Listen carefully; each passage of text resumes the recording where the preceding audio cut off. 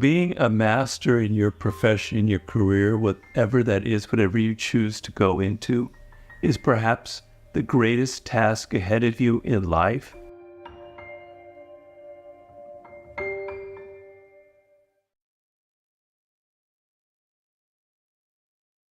Your life's task, as I call it, is to return to those inclinations and to that uniqueness that marked each and every one of you at birth. At whatever age you find yourself, you must reflect back upon those earliest inclinations. You must look at those subjects in the present that continue to spark that childlike, intense curiosity in you. And you must look at those subjects and activities that you've been forced to do over the past few years that repel you, that have no emotional resonance.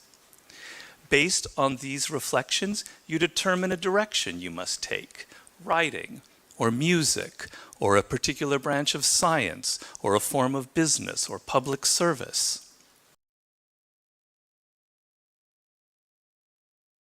You're never going to have anything successful in life if you're just copying what other people are doing. So you have to be willing to be original, to be weird, and to go out on a limb and to express your true feelings and what's really going on inside of you. So if you listen too much to what other people are telling you, your work will just be a pale imitation of what the latest meme is on social media. It'll have no originality to it, and it'll die very quickly. On the other hand, if you just care about your own thoughts and ideas and you have no objective voice, nobody who can say this is good or bad, you're just going to write like a schizophrenic, like a madman. So you need a balance. You need people you trust in your life who can give you honest feedback and say this is good or this is crap. But you also have to have confidence in your own voice and say, I don't care what they're saying on social media. I know this is great. Other people have said as well. And I'm just going to be a rebel. I'm just going to stand by what I say and put it out there.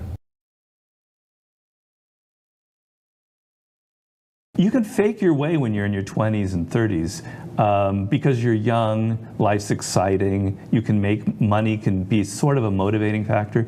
But what happens is you're less and less engaged in your work. You're not connected deeply. You're kind of bored. You're not paying deep attention. You're sort of skating by. And by your late 30s, it starts to catch up with you. And people are coming up who are younger than you, who are handsomer, who are less expensive. They replace you. You're downsized. You're out of a job. And suddenly you don't have the skills to adapt because you didn't really follow something you were meant to follow. So you're afraid of leaving this job that you have because you got a good paycheck and you don't want to experiment now and you don't want to try something that might be more suited to you, but God knows where your paycheck is going to come from. But I'm telling you, you have more to fear 10 years, 20 years down the line if you're in a field that doesn't excite you. Because we live in a world now where things are changing so quickly. Your career path is really altering. You're not going to be working at the same place for very long. And once your career changes and there's shifts going on in the world, you're going to be screwed because you don't know how to adjust. You're doing something that you don't love. You should be afraid of that. That's what you should be afraid of, what's going to happen to you in 10 years. Don't worry now about the paycheck in 2 years. Money will come to you if you follow what you love. I compare this uniqueness that each one of you has to a voice that's inside of your head. It's telling you, you should be doing this, you should be doing this. It's what fits you, it's what you're good at. But what happens with all of us as you get older is that voice gets weaker and weaker. You listen to your parents who say you need to be a doctor or a lawyer, you need to worry about making money, You listen to peers who are saying, this is a cool job, this is the kind of profession you should be going into. You start thinking in terms of what really matters is I have to be comfortable, I have to look for a position that's comfortable. To the point where you could graduate from college, you could be in your early 20s, and you have no idea who you are. That voice is totally drowned out. And you end up going on a career path that seems right. You're going to make money. It's all, everything's figured out. And in your 20s, you can kind of fake your way through it because you're young, you're energetic, you're smart and everything. But what ends up happening as you get older is you're not so engaged with that subject. You're not learning it as deeply as other people. You're not really focusing as much as you can. And by the 40s, something very dangerous can happen. You could be made redundant. Someone else comes along who's younger and cheaper than you. And now you're pretty much screwed because you haven't built up the skills that you needed to build up to adjust your career.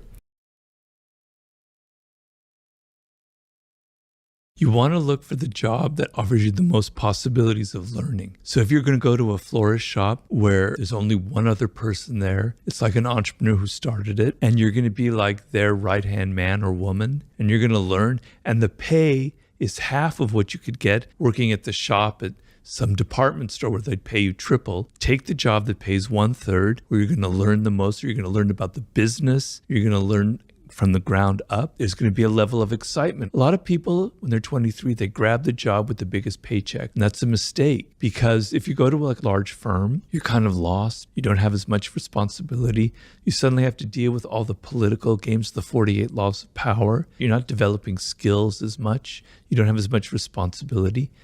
Take the job that has 1/2 the salary, but you're responsible. You're going to be learning. That's the most important thing you can do when you're at that point in your life. Your mentor is a stepping stone. You're using them. Let's just be honest about it.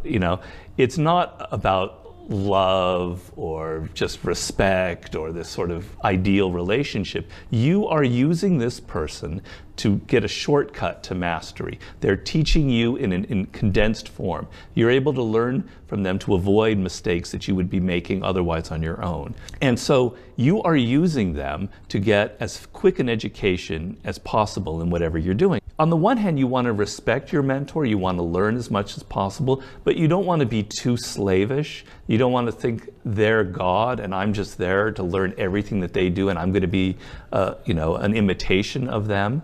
You're using them, and eventually you have to carve out declare your own independence and move out on your own. In conquering something, in learning a skill, you have to do it over and over and over and over again. And if you just are in the moment, you're just frustrated and you're bored, you're going to give up.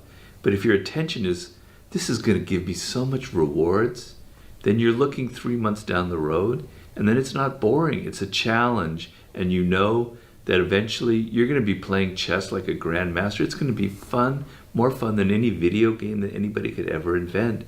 So that's the key thing is do you have that pattern early in your life where you understand that boredom and tedium is actually something to overcome, and when you overcome it, amazing things will happen. The number one commodity that you want that's going to make you a master is creativity. If you're a creative thinker, I don't care if you're working at Subway or wherever, you're going to end up at a great place.